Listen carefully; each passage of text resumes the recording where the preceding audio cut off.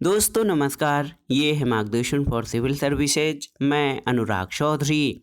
दोस्तों, भारतीय इतिहास के महत्वपूर्ण प्रश्नों के अभ्यास सेट में इस वीडियो में हम सॉल्व करेंगे मराठा राज्य और संघ से संबंधित महत्वपूर्ण प्रश्नों का प्रैक्टिस सेट, जो आपके आगामी विभिन्न परीक्षाओं के सामान्य ज्ञान और सामान्य अध्ययन के लिए बहुत ही उपयोगी है।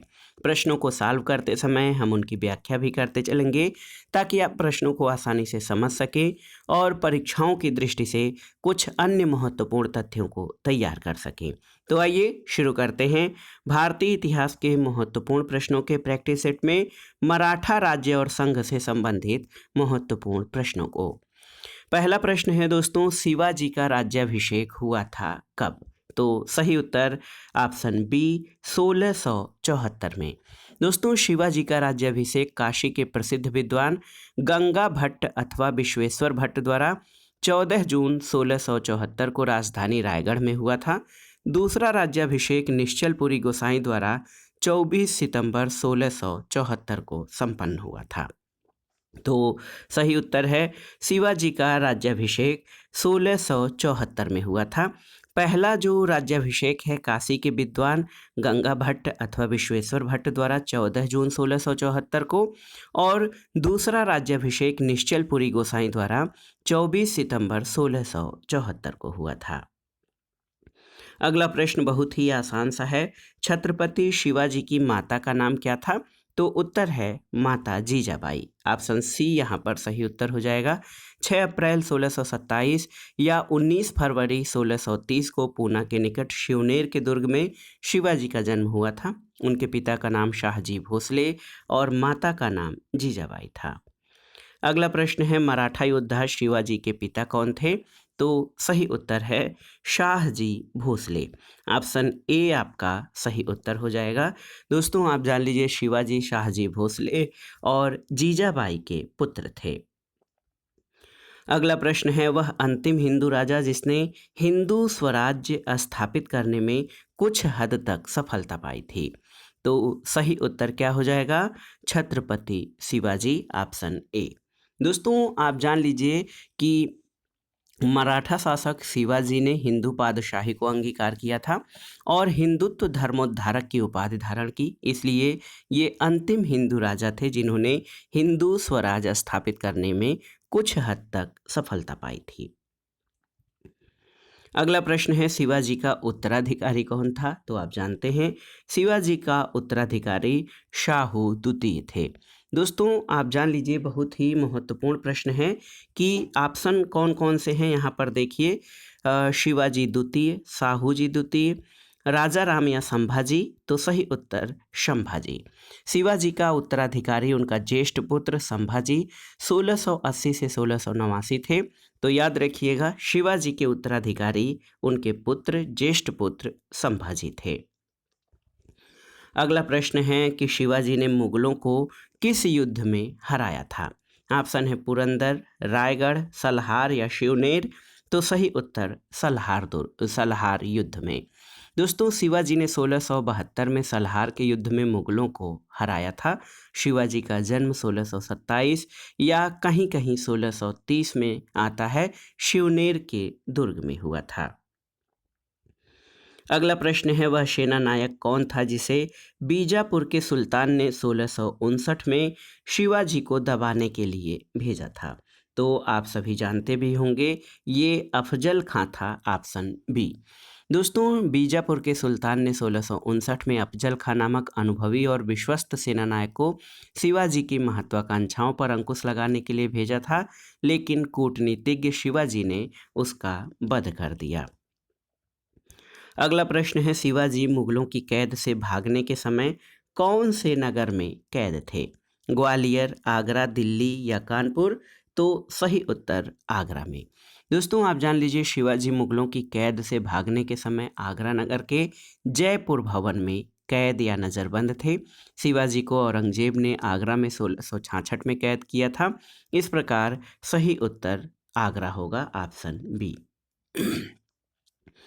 अगला प्रश्न है, शिवाजी की राजधानी कहाँ पर थी? आपको बताना है। तो शिवाजी की राजधानी रायगढ़ थी। ऑप्शन ए आपका सही उत्तर है। 1674 में शिवाजी ने अपना राज्याभिषेक कराया और छत्रपति की उपाधि धारण की और रायगढ़ को अपनी राजधानी बनाया।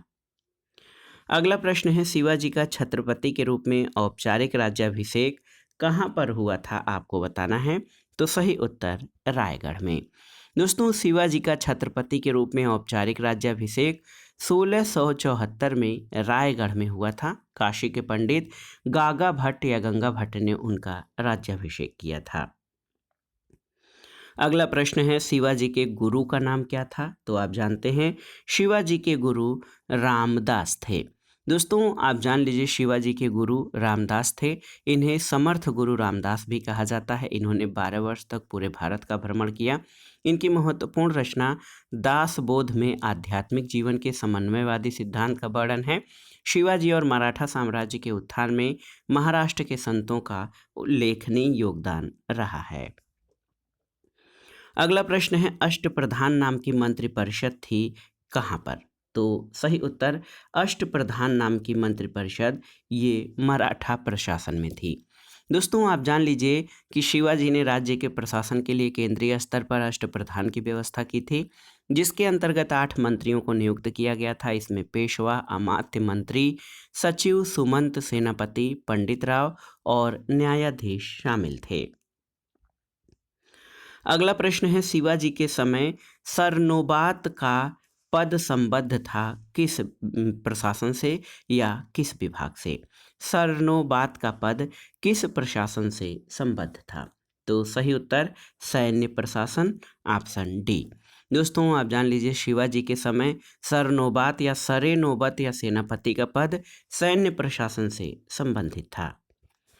अगला है कि शिवाजी के शासनकाल में विदेश मंत्री को क्या कहा जाता था। तो सही उत्तर सुमंत कहा जाता था। ऑप्शन ए आपका सही उत्तर है। दोस्तों, याद रखिएगा शिवाजी के शासनकाल में विदेश मंत्री को सुमंत कहा जाता था। अगला प्रश्न है, संभाजी के बाद मराठा शासन को किसने सरल और कारगर बनाया था। ऑप्शन है राजाराम, बालाजी विश्वनाथ, गंगाबाई या नानाजी देशमुख ने। तो सही उत्तर बालाजी विश्वनाथ, ऑप्शन बी। दोस्तों, याद रखिएगा संभाजी के बाद मराठा शासन को पेशवा बालाजी विश्वनाथ ने सरल और कारगर बनाया था। अगला प्रश्न, किसके समय से मराठा राजा नाचीज हो गया और पेशवा वास्तविक शासक। तो सही उत्तर बालाजी बाजीराव के समय।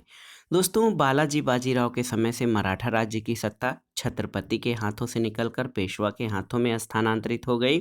तो इसके संबंध में कहा जाता है कि बालाजी बाजीराव के समय से मराठा राजा नाचीज हो गया और पेशवा वास्तविक शासक।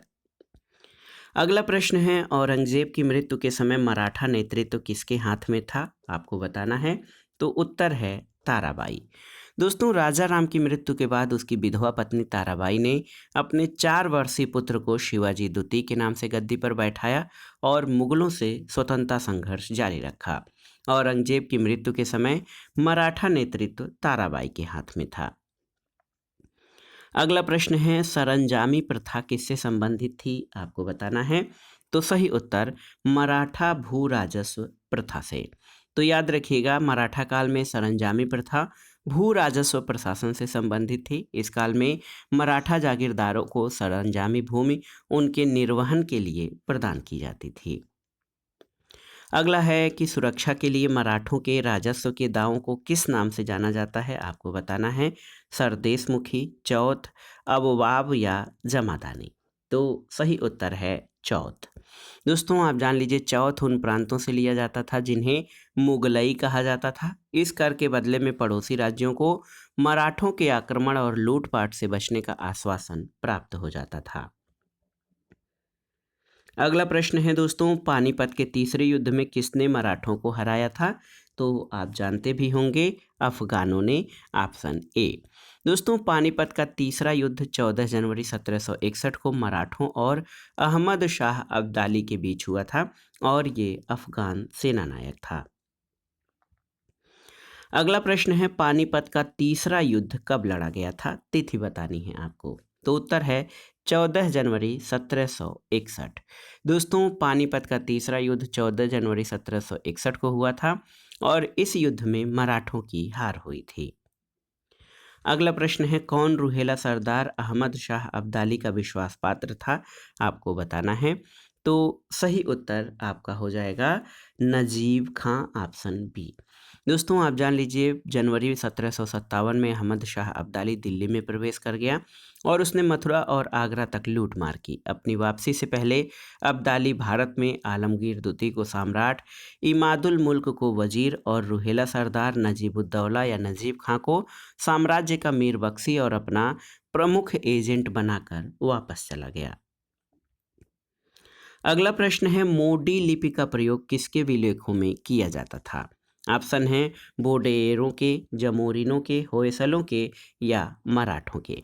तो सही उत्तर क्या हो जाएगा?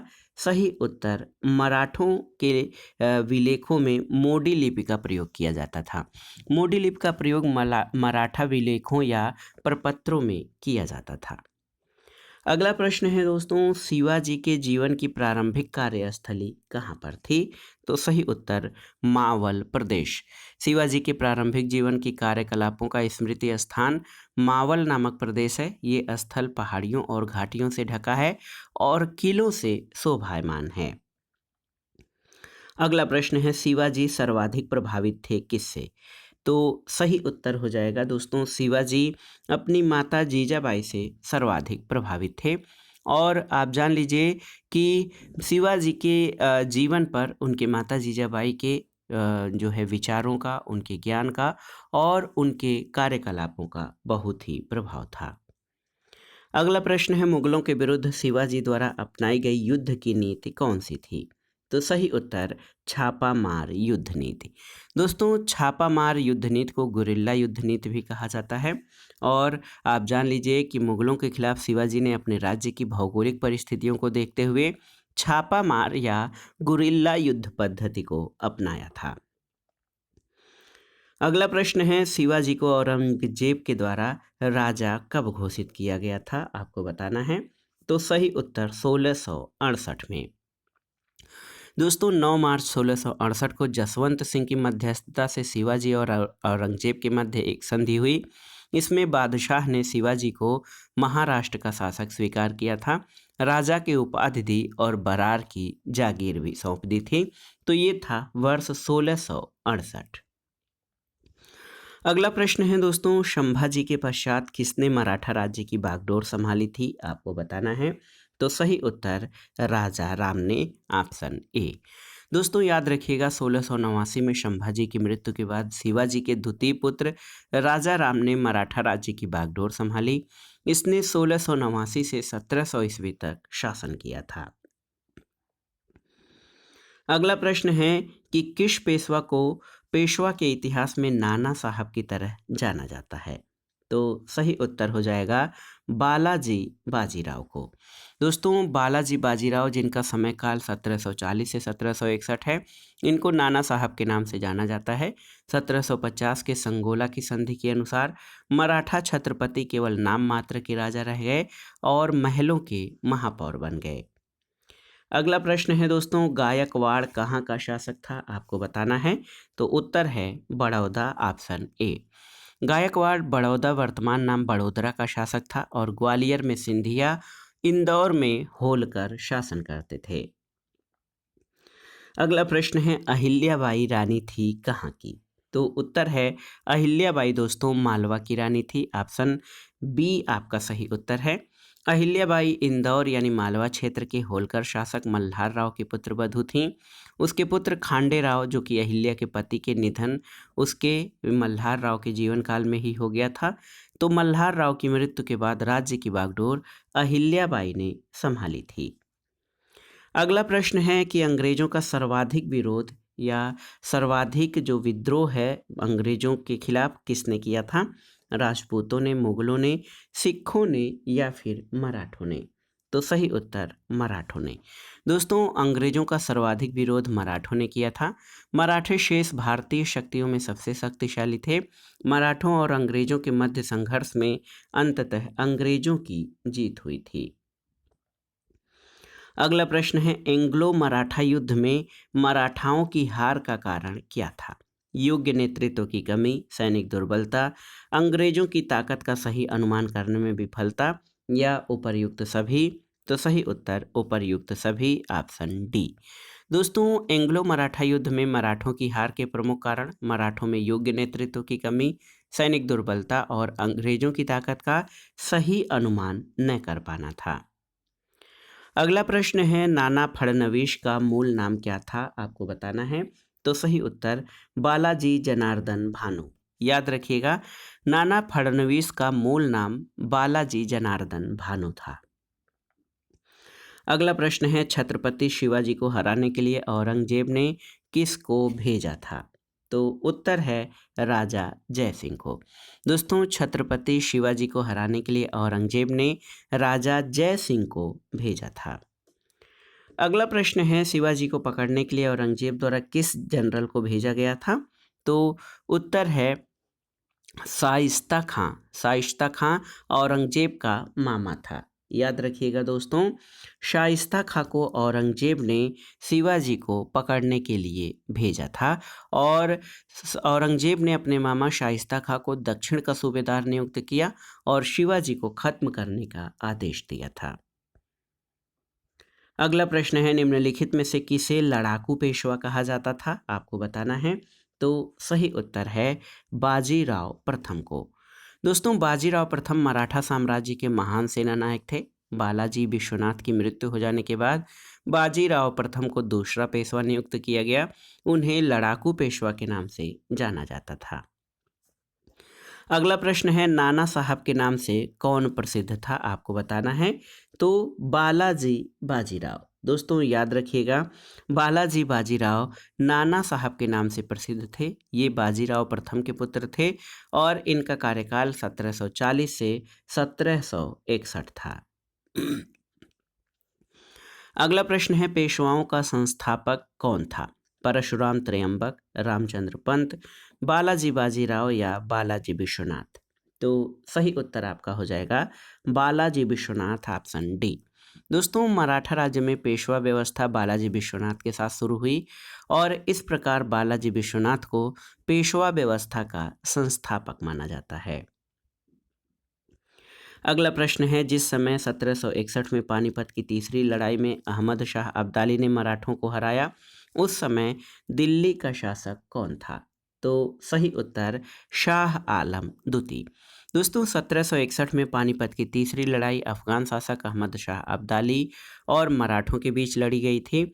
इस समय दिल्ली का शासक मुगल शासक आलमगीर द्वितीय या शाह आलम अली गौहर था। इस युद्ध में मराठों की हार हुई थी। तो याद रखिएगा, 1761 में पानीपत की तीसरी लड़ाई के समय दिल्ली का शासक मुगल बादशाह शाह आलम द्वितीय या अली गौहर था। अगला प्रश्न है, प्रथम आंग्ल मराठा युद्ध कौन सी संधि के द्वारा समाप्त हुआ था, आपको बताना है। तो सही उत्तर सालबाई की संधि। सालबाई की संधि जो है, याद रखिएगा, 1782 में हुई थी और प्रथम आंग्ल मराठा युद्ध 1775 से 1782 का कारण मराठों के आपसी झगड़े और अंग्रेजों की महत्वाकांक्षाएं थी। 1782 में सालबाई की संधि द्वारा पहला आंग्ल मराठा युद्ध समाप्त हुआ था। अगला प्रश्न है, कहाँ पर शिव जी के मंदिर बालू के नीचे दबे हुए हैं।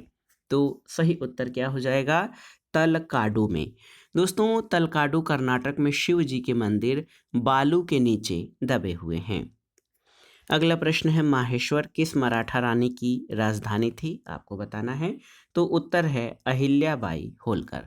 दोस्तों, अहिल्याबाई होलकर ने अपनी राजधानी माहेश्वर खरगोन मध्य प्रदेश को बनाया था। अगला प्रश्न है, पेशवा बाजीराव इनमें से कौन सा इलाका नहीं जीत सका था। गुजरात, बुंदेलखंड, उड़ीसा या मालवा। तो सही उत्तर ओडिशा। दोस्तों, याद रखिएगा, पेशवा बाजीराव प्रथम ने दक्कन के बाद गुजरात और मालवा को जीत लिया, जिससे इन प्रांतों में मराठों को चौथ और सरदेशमुखी वसूलने का अधिकार प्राप्त हुआ। पुर्तगालियों से बसीन और सालसेट प्रदेशों के छीनने में सफलता प्राप्त की, लेकिन बाजीराव प्रथम ने ओडिशा विजय नहीं प्राप्त की। अगला प्रश्न है, शिवाजी ने कितनी बार सूरत को लूटा था। तो उत्तर है शिवाजी ने 2 बार सूरत को लूटा था, याद रखिएगा। और पहली बार जनवरी 1664 में और दूसरी बार अक्टूबर 1670 में। अगला प्रश्न है, पेशवा प्रथा ब्रिटिश द्वारा किस पेशवा के काल में समाप्त हो गई थी? ऑप्शन है रघुनाथ राव, नारायण राव, माधवराव द्वितीय या बाजीराव द्वितीय। तो सही उत्तर है बाजीराव द्वितीय, ऑप्शन डी।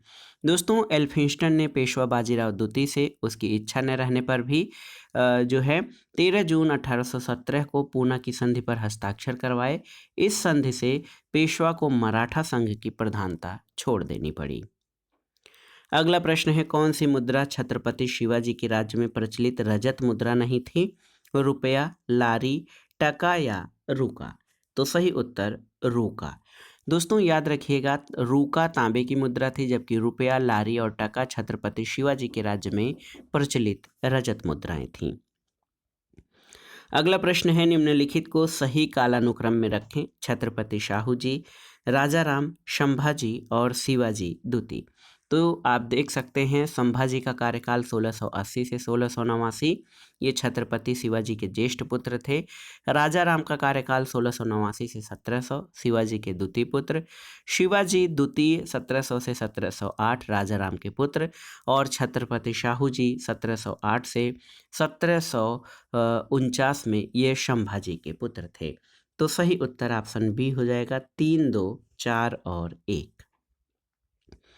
अगला प्रश्न कथन और कारण से संबंधित है दोस्तों। कथन है कि 1750 तक मराठा साम्राज्य पेशवा की अध्यक्षता में एक परिसंघ बन गया था। बिल्कुल सही है।